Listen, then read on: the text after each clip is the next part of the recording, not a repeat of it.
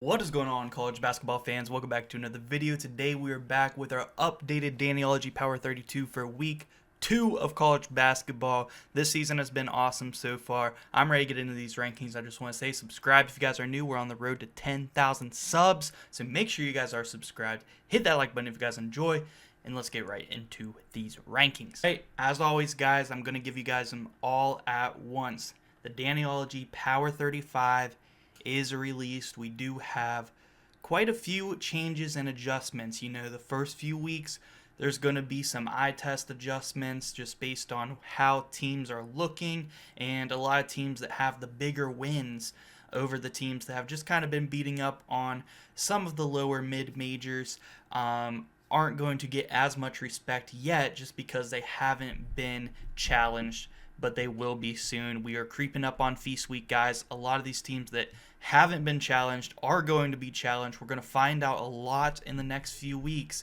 but right now, this is who I believe to be the top 35 teams in college basketball. The teams to watch, I got quite a few teams to watch as well. I got over 50 teams listed here, guys.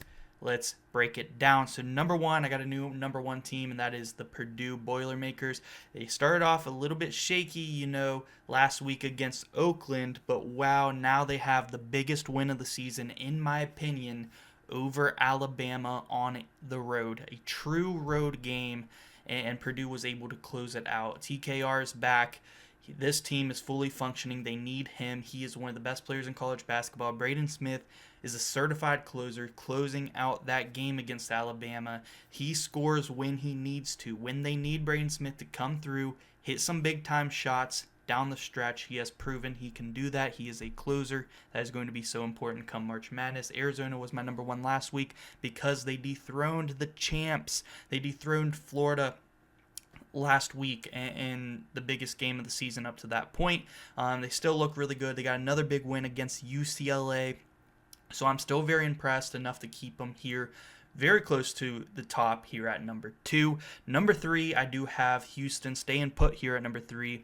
They did have to go, you know, not on the road. It was a neutral site against Auburn, but it was in Birmingham. So, you know that's just a couple of hours away from Auburn's campus there in the same state of Alabama. So still a tough place to play there with a more favorable Auburn crowd. Houston was able to beat Auburn and hang on in the end. It was a fairly close game, though, but Houston's freshmen, Kingston Flemings and also Chris Sennick, stepping up big time, especially Kingston Flemings. He looks like, I wasn't sure during the preseason how many minutes Kelvin Sampson was going to give these freshmen, because he usually doesn't play his freshmen too much.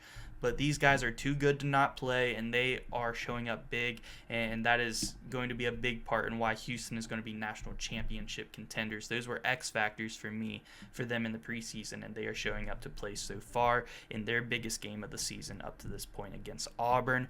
Duke here at number 4, still looking really good. Cam Boozer had his best game of the season the other day, looking really good, 1-0 week. They are up one spot here, number 4. UConn also up another spot here to number 5. They beat BYU. It was closer than I actually thought. I thought UConn was going to pull away, and there were times where it looked like they might. But BYU actually, in my opinion, looked like they played the best game that they have this season. I was way more impressed with how they played against UConn versus anyone else so far this year, just because the level of competition, and it looked like they were competing with UConn very well. And I was very impressed with BYU actually in that game, but very impressed with UConn obviously as well. Alex Caravan showed up big time, Silas DeMary, Solo Ball. They are legit championship threats this year. Louisville, a legit national championship threat, Final Four threat this year, up I believe 2 or 3 spots here to number 6 after beating Kentucky at home in the KFC Yum Center, and looked really good. Put up almost 100 points in that game. Michael Brown Jr., another freshman point guard, having a huge role on this team, looking great. Ryan Conwell is looking really good as well. And this team is actually deeper than I thought that they would be as well. That front court's playing very well. Louisville has been a dominant team so far this year. They are at number 6. Real quick, guys, I want to announce my new partnership with Poggers. They make energy and hydration drinks that you mix with water. Tastes really good. They got a lot of really good deals going on now, guys. So go check out their site and make sure you guys use my code Daniology for an extra 10% off, including those deals they got on the sites. So if that's something you're interested in, make sure you guys use my code and get the discount. And now back to the rankings. Number 7, a team I've been really impressed with. I was very high on them in the preseason, and that is Illinois. Illinois looked really good. Was a home game, but they did knock off Texas Tech. That was a very huge win. Andrej Stojakovic was playing awesome in that game. They actually beat Texas Tech without Tom Islov as well. So very, very impressed with Illinois so far. They have a ton of hoopers on that team. And Bradislav Undervik is cooking with his Euro team. And his Euro team plus Kylan Boswell looking very, very good. Alabama here at number 8. They dropped from number 2 for me. They were number 2 last week, down to number 8 after that loss to Purdue. Yes, it was to my number 1 team, but it was a home game for them. But Alabama has a tough stretch of games where Nate Oates just scheduled a insane amount of big-time games early in the season. They already beat St. John's. They lost to Purdue in a close one. They got Gonzaga next. Just an insane stretch of games here by this Alabama team, and yeah, they're going to be tested even more here coming up, so I'm excited to see. I still believe they are a top 10 team, and they have one of the best backcourts in college basketball. Iowa State looking really good. They're jumping into my top 10 this week because they absolutely dominated Mississippi State. Looked really good. They just pulled away in that game so fast, and Mississippi State started to close the gap a little bit in the end, but it was too little too late. Iowa State looks really good. Tamin Lipsey, Mom Silovic, Josh Jefferson, a big 3, really good big 3 there for Iowa State. They are in the top 10. Gonzaga also jumping into my top 10. I was sleeping on Gonzaga big time, but huge week for them as they knock off not only Arizona State, but they also knock off Creighton, and knocked off Creighton in blowout fashion. Just really took off in the second half, and Creighton's offense was non-existent in the second half of that game, and then went on the road at Arizona State and knocked them off. 2 big wins against Power 5 opponents this week for Gonzaga, and they looked really good doing it. So they're jumping all the way up to number 10, looking very impressive so far. I'm sorry I disrespected you, Gonzaga and Mark Few. You guys are killing it. I thought the loss of Ryan Nembhard was going to be a big loss. They seem to be getting along pretty well. You know, I'm still have some question marks about their backcourt. Their front court is one of the best in the country with Graham Ike and Braden Huff, but their backcourt, I had some question marks. They're starting to answer those question marks here pretty fast. Huge test against Alabama coming up. Their backcourt is going to have to show up in that game. And Alabama's front court's going to have to show up in that game. Very excited for that one. Number 11, we do have Michigan State staying put here at Michigan State. 1-0 week. Got the job done, I believe, got the job done against San Jose State, and they're staying here at number 11. Number 12, we do have Kentucky. Yes, they did lose to Louisville. They also beat Eastern Illinois after that, and just absolutely destroyed Eastern Illinois. I would have hated to been the team, the mid-major who had to play Kentucky after that loss to Louisville, but looked really good. I still think, even though I am dropping them out of the top 10, I still think they are here at number 12 because they hung in there with Louisville. They were putting up a lot of points. There were at times where it seemed like Louisville was just going to blow them out and pull away, but Kentucky was hanging in there and at least making it a game, and, that was close there at the end. They were starting to close the gap a little bit, and they still are yet to play their starting center, Jaden Quaidens, who is a huge anchor for them and can be a scoring threat as well. So I'm still very high on Kentucky. They're still here at number 12. Number 13, I do have Florida. 2-0 week against 2 of their in-state rivals in Florida State and Miami. Very impressed with that Miami game. Florida State was a lot closer than I anticipated. They ended up only winning that game by 2 points. So I'm keeping them here at number 13. They weren't in the top 10 in week 1 after losing to Arizona. I'm keeping them here in a 2-0 week. Very impressed with that Miami game. I think that's the best they've looked so far, but still not enough to jump into my top 10 just yet. Michigan, 2-0 week against two Power 5 teams, Wake Forest and TCU. Wake Forest especially went to overtime. Was not expecting that. I don't think TCU is very good either. Michigan really good. Dusty May is a really good head coach, and I think Michigan as a program has a really bright future. And they just win close games. They did this last year too. They just are always in close games and they win them. So I am impressed with Michigan. They have to show me a little bit more to get to the top 10 in my opinion. I know a lot of people last week were saying I'm too low on Michigan. Honestly, 14 still feels about right for them in my opinion. I mean, having them above BYU and Texas Tech, who lost this week, is, you should be happy about that if you're a Michigan fan. I'm sorry, but 14, I don't feel like they deserve to be any higher up to this point. Looking at the 13 teams in front of them, Michigan's here at number 14. They get long season. They're undefeated. They're winning those close games, but they're closer than I thought they'd be. We'll see. It's a long season. If they keep winning, they will be in the top 10 here in just a couple of weeks. Number 15, I mentioned it. They did lose to UConn. It was a very close game. They actually looked really good in that game. Like I said, that was the most impressed I've been by BYU so far this year. AJ Dibanza looked good. Richie Saunders looked good. Keba Keita actually went down with an injury in the first half, so that was a big piece that they were missing there in that game. You could argue that they probably could have won if Keba Keita did not get hurt in that game, because he is an anchor. He's their starting center. Such a huge piece to that team. So I didn't want to drop them too far, but they definitely had to fall below some of these teams who have been winning. Texas Tech here at number 16, a team that did lose on the road to Illinois. That one wasn't so bad. JT Toppin had a monster game in that game, so it was not that bad at all. But then they bounced back playing UW Milwaukee at home. That game was a little bit closer than I thought it would be. They still beat them down pretty good, but I wasn't that impressed with Texas Tech this week. I was more impressed with BYU, which is why I have them above, but both of them lost this week. They both fell out of the top 10. They're here at 15 and 16. Number 17, staying put, I do have Tennessee. Just haven't really been challenged so far, but they're winning games they're supposed to, looking really good. Nate Amit's looking really good, staying here at number 17. Staying at 18, we do have North Carolina, looking really good. Had a really good win so far this year against Kansas, and they keep winning even though they did lose one of their better players in Seth Trimble to injury.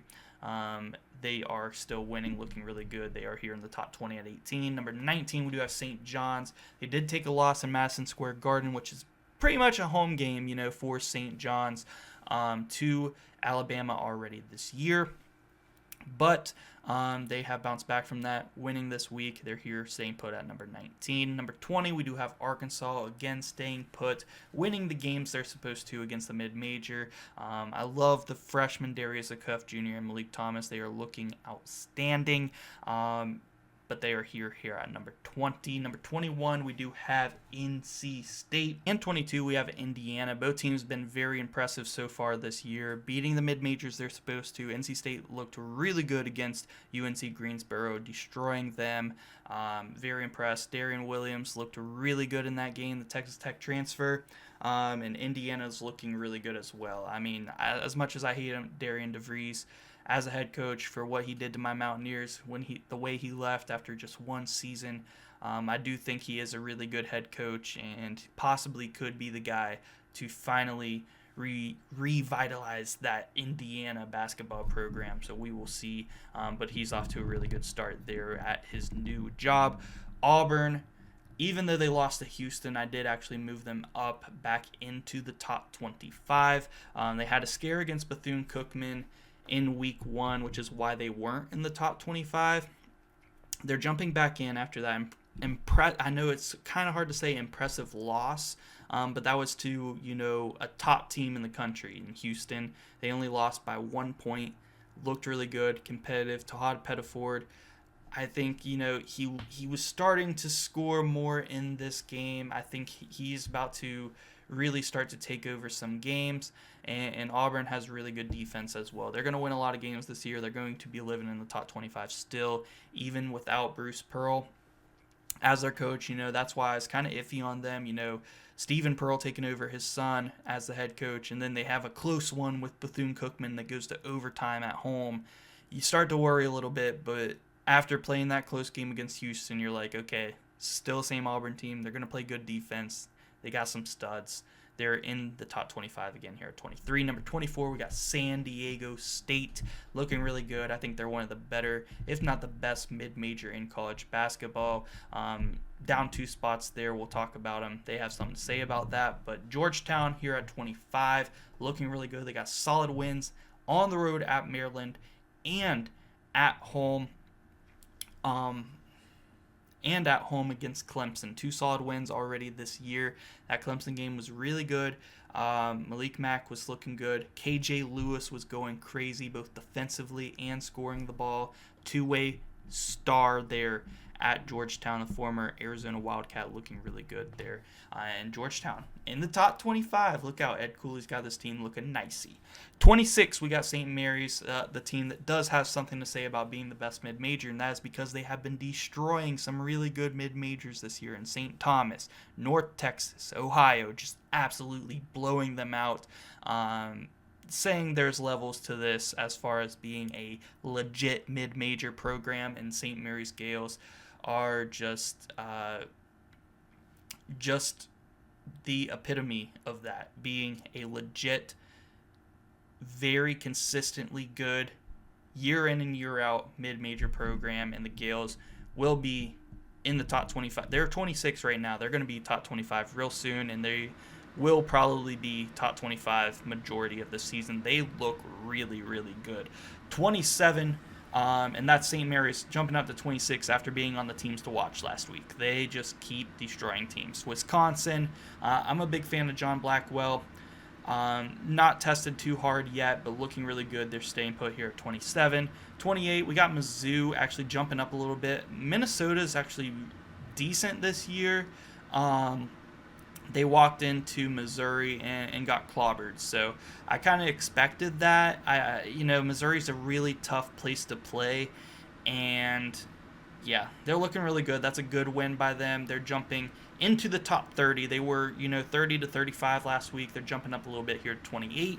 29, we got Oregon. Looked a little bit better.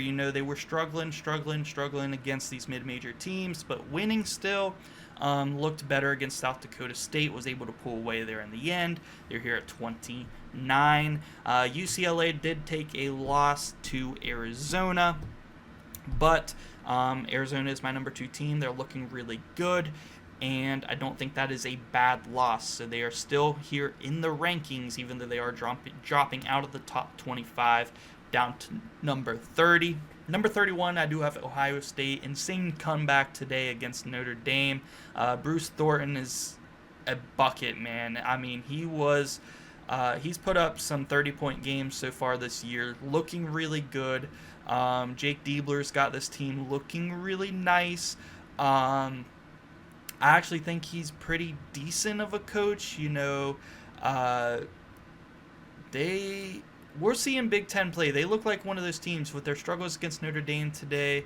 They had an interesting game against IU Indy to start the year where they put up over 120 points, but IU Indy scored 100 on them, which is kind of crazy. So they're going to be a bubble team, I think, most likely this year, where in the Big Ten they are going to win some big games, lose some games they're probably not supposed to, end up being a bubble team. So I'd like to see him get in. I'd like to see Bruce Thornton and this Ohio State team in the tournament. I hope they do. Right now, they're undefeated. Big win against Notre Dame. Comeback fashion. They're here at 31. Number 32, we got Vandy. Mark Byington, excellent head coach. He's got this Vanderbilt program looking really good. Kansas is here at 33. Took a loss to North Carolina, but a true road game. Tough place to play there in Chapel Hill. They've been bouncing back, beating the teams they're supposed to here at 33. 34, Nebraska ball is back in the Daniology Power 35, looking really good, undefeated, beating Oklahoma, putting up over 100 points on them. Very impressive. Nebraska ball is back, and I really do hope Nebraska can not only make the tournament, but get their first ever NCAA tournament win this year. That would be fantastic. Baylor is the number 35 to round out our Daniology Power 35 this week. Big win against Washington last week, continuing to win. Even with a completely new team, they are still a very good basketball program. Got the teams to watch this week. Quite a few on the list. Creighton falls out of the rankings after getting destroyed by Gonzaga in that second half. I still think they're really good. I think they'll probably get back into the Power 35, and that was on the road as well. So I still think Creighton is a tournament team, but they did have to drop out this week. Ole Miss, they did drop out this week just because there's teams like Nebraska, St. Mary's jumped off the teams to list that just jumped on there, have been more impressive, and Ole Miss got a win against Memphis, but then Memphis goes and loses to UNLV, which was really bad. So how impressive was that Memphis win? I don't know yet, but I do still think Ole Miss is a good team, but they're on the teams to watch. Mississippi State got beat down kind of bad against Iowa State. I still think they are probably a top 35 team, but for now, taking that loss, they got to drop out of the rankings. Iowa, definitely a team to watch. Undefeated, looking really good. Beat down on Xavier, which Xavier's not a very good team. They lost to another team on my teams to watch in Santa Clara. Santa Clara is looking very, very good. They might be the third best team in the West Coast Conference, them or maybe San Francisco, but I'm thinking maybe Santa Clara. They're looking really good. West Virginia, big win against Pitt, held them to under 50 points. Their defense is legit. Ross Hodge is a legit defensive mastermind, looking really good there. They are going to be maybe competing for a March Madness spot this year. I'm very excited as a West Virginia fan. It looks like they have the potential to be a bubble team, maybe get in this year. Virginia is another team dominating their teams that they're playing, looking really good. Malik Thomas, the San Francisco transfer, is looking really good as well. Virginia Tech, surprisingly, having a really good year so far. They got to be on the teams to watch. They have a really good freshman who has been killing it lately. UT Martin has been upsetting teams. They beat UNLV, they beat Bradley. These are pretty decent teams. UT Martin on the teams to watch. Why not? And then Texas on my teams to watch. They were hanging in there with Duke for a little bit. Other than that, they've been winning. Miami, they did just lose to Florida, but before that, they have been beating down on teams, blowing them out. So Miami still on the teams to watch. I decided to give them a little bit of a shout. Utah State actually is probably in my 35 to 40 range, actually. They might be 37-ish behind Creighton and Ole Miss. I definitely think Utah State deserves a legit chance at being in the top 35. If they continue to win, they'll be there very, very shortly. We got Georgia as well. Georgia beating the teams they're supposed to. Mike White, very good coach there. And even after losing Silas DeMary, they still got some good players, losing Asa Noel to the draft.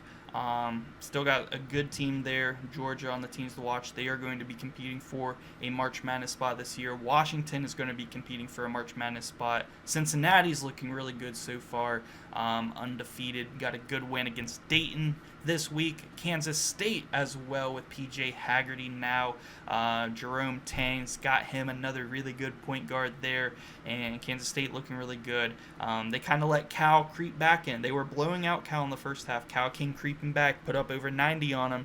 It was a close game there in the end, but Kansas State held on and won it. That was a good win. Cal is another sneaky team there as well, who could be sneaky in the ACC, so look out for them. But that rounds out our teams to watch, guys. Let me know, who am I too high on? Who am I too low on?